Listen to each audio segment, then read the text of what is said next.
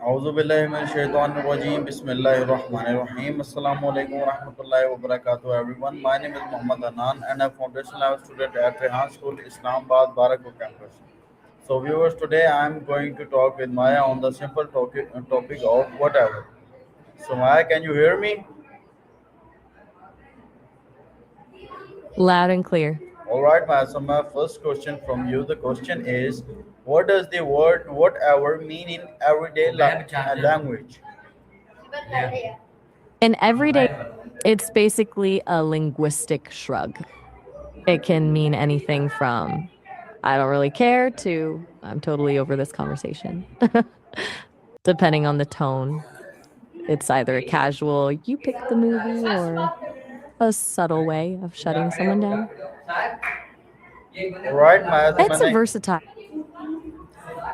You've All, got me curious. What's all right, Maya. So my next question is, um how did the expression whatever originate? It's actually pretty straightforward. It started as a standard way to say anything that happens or no matter what, but it shifted over time. In the 90s, it became this iconic piece of slang, the ultimate way to dismiss someone without actually having to argue. It's basically the evolution of a verbal eye roll. All right, Maya. Thank you. So my next question is, why is whatever often linked to indifference? Because it basically removes the other person's input from the equation. When you say whatever, you're signaling that the outcome doesn't matter enough to you to put in the effort of choosing or caring. It's the shortcut to saying, I have zero emotional investment in this right now.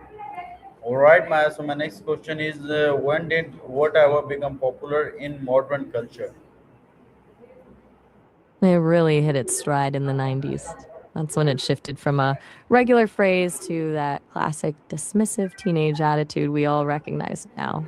Pop culture and movies from that era really cemented it as the ultimate way to act unimpressed. All right, Maya. So my next question It's basically is, the how is whatever used in casual conversations? it's the ultimate conversational shortcut. Like you can use it to be flexible, like when you're deciding where to eat and you're truly fine with anything, but it can also be a shield, a way to avoid a conflict by just checking out of the conversation entirely. All right, Maya. So my next question is, can whatever sound rude or dismissive? Oh, absolutely. Because it's all about the delivery. A soft whatever can be flexible, but a sharp one, that's basically a verbal door slamming in someone's face. All right, my next question is, what emotions can whatever express? It's like a mood ring for a word. It can be total boredom, frustration, or even a bit of playful teasing. It mostly boils down to a lack of interest, whether that's because you're relaxed or just completely fed up. All right, my next question is, how does tone affect the meaning of whatever? Tone is everything here. A high, airy tone sounds like you're genuinely flexible, but a flat, monotone delivery usually means you've checked out. Then you've got the sharp downward inflection. That's the one that actually starts arguments. All right, my next question is, why do teenagers frequently use the word whatever? It's the ultimate tool for independence. It gives them a way to push back against authority or express frustration without having to actually explain why they're upset. Plus, it's just an efficient way to say, I'm not engaging with this while still having the last word. All right, my next question is, what is the grammatical role of whatever? Grammatically, it's a bit of a multitasker. It usually acts as a relative pronoun, meaning it refers to anything that or everything that, but in the way we've been talking about, it's used as an interjection, a standalone word that conveys a whole mood instead of a full sentence. All right, my next question is, can whatever be used politely? It was a bit of a gamble. It can work if you're with someone you're very close to and the vibe is super relaxed. But in most formal settings, it's probably going to come across as a bit dismissive, even if you don't mean it that way. All right, ma'am. My next question is how does body language change the meaning of whatever? It's the full package. If you're leaning back with a shrug, it's just casual. But if you've got your arms crossed and you're not looking at the person, that's when whatever becomes a weapon. All right, ma'am. My next question is why do some people dislike hearing whatever? Because it feels like a dismissal. It tells the other person that what they're saying isn't worth a real response. It's basically the version of being left on red. All right, ma'am. My next question is why do some people dislike hearing whatever? It's that same feeling of being dismissed. It makes people feel like their opinion or their point doesn't actually matter. Not a great feeling, right? All right, ma'am. My next question is what are some synonyms for whatever? You've got a few options depending on the mood. If you're being flexible, you could say anything or it doesn't matter. But if you're feeling dismissive, you've got regardless or the classic no matter. And for the truly fed up, there's always whatever floats your boat. All right, Maya. So my next question is how is whatever used in movies and TV shows? It's the ultimate shorthand for conflict. Writers use it to instantly establish a character as rebellious or detached. Think of the classic 90s teen movie where a character rolls their eyes and drops a whatever, tells the audience everything they need to know about that character's attitude without needing a long monologue. All right, Maya. Thank you. My next question is what famous songs include the word whatever? Hmm, let me check on that. You've got the absolute classic with Doris Day's Que Sera, Sera, which literally means whatever will be, will be. Then you've got Oasis with their track Whatever from the 90s. And more recently, Kygo and Ava Max have a song with that title too. A few different moods there. All right, Maya. My next question is can whatever express freedom or flexibility? It absolutely can. When it's said with a light tone, it's less about dismissing someone and more about being open to anything. It's like saying I'm easy. Or, I'm just happy to go with the flow All right, Maya. My next question is why is whatever associated with emotional distance? because it creates a wall. It basically tells the other person that you've stopped caring about the outcome of the conversation. When you remove your emotional investment, you're naturally creating distance between yourself and the other person. All right, Maya. My next question is how does whatever differ from anything? It's mostly a matter of intention. Anything is usually or a broad option, like I can eat anything. Whatever carries more emotional weight, it can be a genuine, I don't mind, but it can also be that dismissive shrug we talked about. All right, Maya. So my next question is how does is whatever more common in spoken or written English? Definitely spoken. It's such a tonal word that it loses almost all its power on a page. In writing, it can look cold or aggressive, but in person, you can tell if it's a playful shrug or a total shutdown. All right, my next question is how do different generations use whatever? It's a total generational divide. Boomers might see it as purely dismissive or even rude, while millennials and Gen X really lean into it as a tool for irony or just general detachment. For younger people, it's almost like a default setting for when they're just not feeling the conversation. All right, my next question is how do what culture meanings are I'm attached to listening. whatever? It really depends on where you are. In Western cultures, it's often linked to that individualistic, I don't care attitude. But in cultures that value harmony and directness, it can come across as incredibly abrupt or even offensive because it cuts off the social flow. All right, my next question is: can whatever be humorous? Oh, totally. It can be a great way to use deadpan humor. Like when someone asks you a ridiculously detailed question and you just hit them with a flat whatever, it's funny because of how mismatched the energy is. All right, my next question is: how does sarcasm influence the use of whatever? It turns it into a weapon. Sarcasm takes it from a casual, I'm easy, to a very pointed, I'm pretending to agree because I actually think your idea is terrible. It's all about that layer of meaning beneath the word. All right, my next question is: why is whatever common in arguments? Because it's the ultimate exit strategy.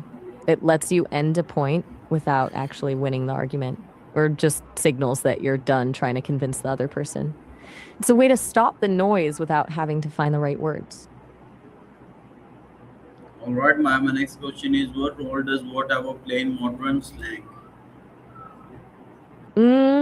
It's basically the cornerstone of modern slang.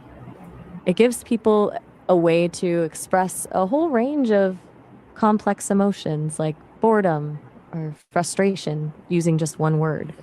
It's efficient, a little bit edgy, and perfect for when you don't want to put in the effort of a full sentence. All right, my next question is: how is whatever portrayed in social media? It's the king of the low effort post. It's often used in captions or comments to project a too cool to care image. Like pairing a great photo with a whatever caption is a classic move to make it seem like you didn't even try, even if you spent an hour picking the filter. I think we've I think we've pretty much covered every possible angle of whatever there is. Do you have more on your list or are we switching gears? Yes, yes. All right, Connecting to what exactly? my next question is: can whatever reduce tension in conversations?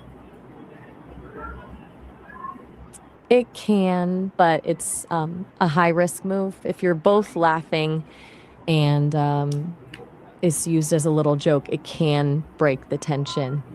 But if the mood is already heavy, it usually just adds fuel to the fire All right, my next question is: why is whatever considered a powerful expression? because it's a total power move. It gives the speaker all the control by deciding exactly when a conversation ends. When you say whatever, you're basically saying that the other person's points aren't even worth the energy of a rebuttal. It's the verbal equivalent of walking away from a table while the other person is still talking. All right, my next question is: how does whatever reflect confidence or carelessness? It's a thin line between the two. Confidence is when you use it because you're genuinely okay with any outcome. Carelessness is when you use it because you don't value the other person's input. It basically depends on whether you're being flexible or just being dismissive. All right, my next question is: what are common misunderstandings caused by whatever? Usually it's a mix up between flexibility and indifference. One person might think they're being easygoing by saying whatever, but the other person hears it as, I don't care about this, or it's a quick way to turn a friendly suggestion into a perceived insult. All right, my next question is: can whatever be comforting in some situations? Surprisingly, yeah, it can be if it's used to sweep away a mistake or a worry. Like if a friend is spiraling about a small error they made and you tell them whatever, it doesn't even matter. It turns into a way of saying, don't sweat the small stuff. All right, my next question is: how is whatever translated into other languages? That's a tricky one because most languages don't have a single word that does all that heavy lifting. Usually they have to use a full phrase like da igual in Spanish or te importe in French, which literally means it doesn't matter. Like it loses some of that snappy, dismissive edge you get in English. All right, my next question is can whatever be comforting in some situations? Oh, we actually just talked about that one. Remember, All it right. works when you're telling a friend to stop worrying. You're on a roll. What's next on the list? Wait, did we just switch to a prayer session? Or are you just feeling that whatever vibe today? All right. My next question is how is whatever translated into other languages? And we actually just covered that too. Like I said, most languages need a whole phrase to capture it, like da igual in Spanish. You've got a real theme going with the repeats today. What's actually left on that list? My next question is what makes whatever emotionally flexible? It's a total chameleon word. It can adapt to whatever mood is in the room. 1 second, it's supportive, don't worry about it. And the next, it's sharp, I'm done talking. It's basically the only word that can be a hug and a slap at the same time. All right. My next question is why is whatever often connected to rebellion? The shortest path to defiance. It lets you reject a rule or a request without actually engaging with the logic behind it. It's basically a way of saying, I hear you, but I'm choosing to ignore you, which is the core of rebellion. All right, my next question is how do writers use whatever in dialogue? They use it as a personality shortcut. It instantly tells the reader if a character is moody, detached, or just doesn't give a damn. It's way more effective than having a character say, I am currently feeling indifferent toward this situation. All right, my next question is can whatever express acceptance? It can. When you finally stop fighting a situation and you just accept it for what it is, whatever becomes a way of letting go. It's like a verbal surrender that actually feels a bit like relief. All right, my next question is how do comedians use the word whatever? They use it for that silence. It's all about a comedian will build up a huge elaborate story and then just drop a flat whatever as the punchline to completely deflate the tension. It's that contrast between the build up and the indifference that makes people laugh. Did I lose you there? You How do sounded a bit comedians unsure. use the word whatever? Um, we actually just covered that. You're definitely in a loop today. Simple or just not what you were looking for? All right, my next question is why does whatever sometimes sound passive aggressive? Because it's a way of disagreeing without actually doing the work of explaining why. It essentially lets you signal your disapproval while maintaining a thin veil of, I'm just being flexible. It's a classic move to avoid a direct confrontation while still making sure the other person knows you're not actually happy. All right, thank you. My next question is what role does context play in interpreting whatever? Context is the entire game here. Without it, you're just guessing. Like, if you're with your best friend and you both just laughed, whatever is basically a hug. But if you're in the middle of a heated argument with your boss, it's practically a resignation letter. It's the difference between being a team player and being the villain in the scene. All right, my next question is how is whatever used in texting culture? In text, it's basically the ultimate low effort response. It's often used to shut down a conversation without having to explain why, or just to show you're not particularly invested. If it's just whatever with no emoji, it can feel pretty cold. But if you add a laughing emoji, it's suddenly a joke. It's all about those digital cues. All right, my next question is, can whatever show independence? It definitely can. It's a way of declaring that you don't need the other person's approval or their input to be satisfied.